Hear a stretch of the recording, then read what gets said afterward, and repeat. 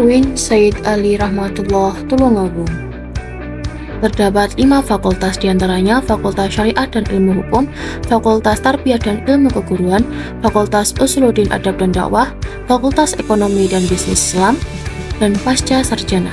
Dalam Fakultas Tarbiyah dan Ilmu Keguruan terdapat Tadris Ilmu Pengetahuan Sosial. Judul materi yang akan disampaikan dalam video ini yaitu pembiasaan diri dalam kebutuhan. Tujuan pembelajarannya diantaranya 1. Memahami konsep pembangunan berkelanjutan, 2. Mengidentifikasi karakteristik dan 4 pilar pembangunan berkelanjutan, 3. Menganalisis 3 masalah pokok ekonomi modern, 4. Menerapkan pembiasaan diri dalam memenuhi kebutuhan. Dalam 4 tujuan pembelajaran tersebut akan dibahas dalam video ini. Selamat menyaksikan. Pembangunan berkelanjutan merupakan upaya untuk memenuhi kebutuhan masa kini dengan meminimalkan dampak buruk terhadap lingkungan. Dengan demikian, kualitas kehidupan saat ini tidak terganggu dan sumber daya alam tetap terjaga untuk menopang kehidupan generasi mendatang. Pembangunan berkelanjutan sempat menjadi perdebatan karena sulit dimengerti dan dinilai menghambat pembangunan, terutama pertumbuhan ekonomi. Namun, pada tahun 2015, masyarakat di semua negara mulai memandang pentingnya pembangunan berkelanjutan karena lahirnya Deklarasi Sustainable Development Goals atau yang disebut dengan SDGs.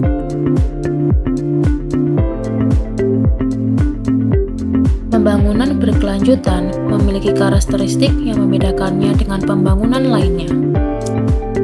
Pertama, setiap tindakan harus memperkirakan dampak terhadap kesehatan dan kelestarian lingkungan hidup. Kedua, mendorong perilaku manusia yang mendukung pemanfaatan dan pengelolaan sumber daya alam secara berkelanjutan. Ketiga, menjunjung tinggi rasa tanggung jawab terhadap alam. Keempat, berperan aktif dalam menjaga alam ketika melakukan kegiatan sosial dan ekonominya. Kelima, peningkatan kualitas manusia agar memiliki pengetahuan dan kemampuan yang berdaya saing untuk menguasai teknologi dan memanfaatkan alam secara efisien dan bertanggung jawab. Keenam, intervensi kebijakan dan fokus kegiatan saling memperhatikan keterkaitan antar tujuan.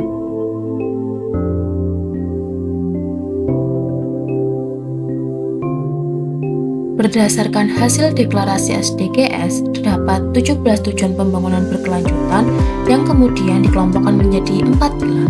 Pertama, pilar pembangunan sosial yang fokus terhadap kesejahteraan masyarakat. Kedua, pilar pembangunan ekonomi yang fokus pada peningkatan ekonomi yang ramah lingkungan, kolaborasi, dan inovasi. Ketiga, pilar pembangunan lingkungan yang meliputi lingkungan hidup di darat dan di air. Dan keempat, pilar pembangunan tata kelola yang berhubungan dengan usaha menjaga perdamaian, keadilan, dan kelembagaan yang tangguh. Jadi, satu pilar berhubungan dengan pilar lainnya, misalnya pilar lingkungan hidup terkait dengan pilar ekonomi, karena perlunya menjaga keberlanjutan lingkungan hidup.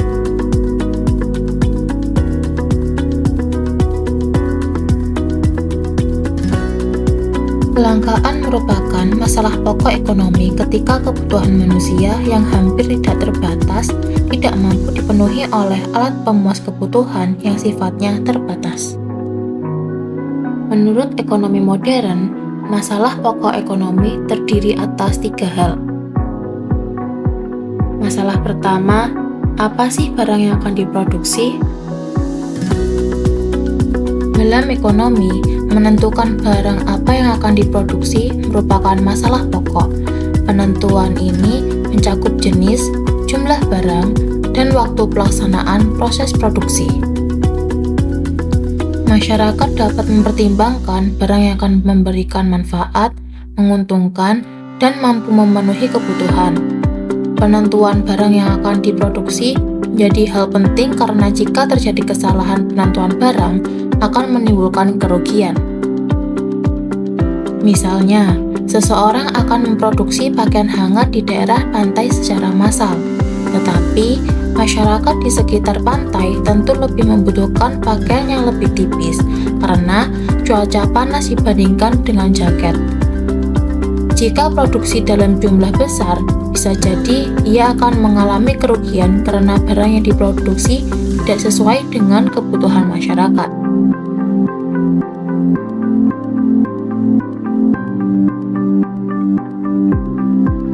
Masalah kedua, bagaimana cara memproduksi barang tersebut? Produsen telah memilih jenis dan jumlah barang atau jasa yang akan diproduksi. Langkah selanjutnya adalah menentukan bagaimana proses produksi barang tersebut. Produsen perlu mempertimbangkan sumber daya, teknik produksi, dan pihak yang akan memproduksi barang atau jasa tersebut. Sumber daya atau faktor produksi perlu dipertimbangkan kesediaan dan keterjangkauannya, termasuk lokasi, harga, dan jumlah sumber daya. Selanjutnya, produsen perlu mempertimbangkan teknologi yang akan digunakan, apakah secara manual dengan tenaga manusia atau menggunakan mesin.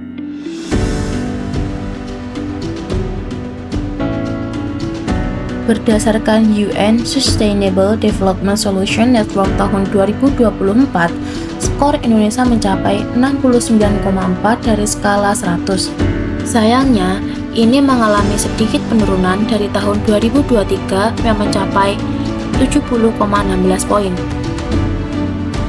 Namun, ada kabar baiknya loh. Dalam perspektif jangka panjang, Indonesia telah menunjukkan kemajuan yang sangat signifikan. Dari tahun 2019 hingga 2023, Indonesia berhasil melompat dari peringkat 102 menjadi peringkat 75 dari 166 negara yang dinilai. Yang menariknya, dari 17 tujuan SDGs, sekitar 76% indikator SDGs Indonesia telah tercapai. Namun, masih ada pekerjaan rumah besar untuk mencapai 100% di tahun 2030. Dari penilaian tahun 2025, ada fakta menarik tentang pencapaian SDGs di Indonesia. 40% target SDGs Indonesia telah tercapai atau sesuai jalur. Ini termasuk beberapa tujuan penting seperti pendidikan berkualitas, kesejahteraan gender, pekerjaan layak dan pertumbuhan ekonomi, industri, inovasi, dan infrastruktur. Indonesia memiliki cita sukses yang luar biasa di bidang ini. Bayangkan, di tahun 1970-an, lebih dari 60% penduduk Indonesia hidup dalam kemiskinan. Sekarang, per September 2025, angka kemiskinan Indonesia turun menjadi 8,57%. Ini adalah level terendah sejak tahun 1960. Ketimpangan antara desa dan kota masih cukup besar. Tingkat kemiskinan di pedesaan masih sekitar 13,20%, sementara di perkotaan hanya 7,02%. Salah satu tantangan terbesar Indonesia dalam mencapai SDGs adalah stunting. Angka stunting Indonesia saat ini masih berada di 21,5%. Target pemerintah adalah menurunkan angka ini secara drastis, karena stunting tidak hanya soal tinggi badan anak, tapi ini adalah soal masa depan Indonesia. Indonesia sebenarnya adalah salah satu negara yang sangat serius dengan SDGs. Buktinya, Indonesia sudah 3 kali menyerahkan Voluntary National Review ke PBB. Di tahun 2017, 2019, dan 2021. Yang lebih keren lagi, di tahun 2023, Ibu Kota Nusantara bahkan melakukan Voluntary Local Review. Ini adalah upaya melokalisasi SDGs hingga ke tingkat daerah. Indonesia juga melibatkan berbagai pihak, pemerintah, organisasi masyarakat sipil, sektor swasta, dan mitra pembangunan. Universitas Indonesia khususnya unggul dalam penerapan tujuan pengentasan kelaparan dan ketahanan pangan. Jadi, meskipun masih banyak tantangan, Indonesia menunjukkan komitmen dan progres yang nyata dalam mencapai SDGs. Kita semua punya peran untuk memastikan target 2030 tercapai. Terima kasih sudah menonton video ini, semoga ilmu yang saya sampaikan bermanfaat. Terima kasih. Thank you for watching. Bye-bye.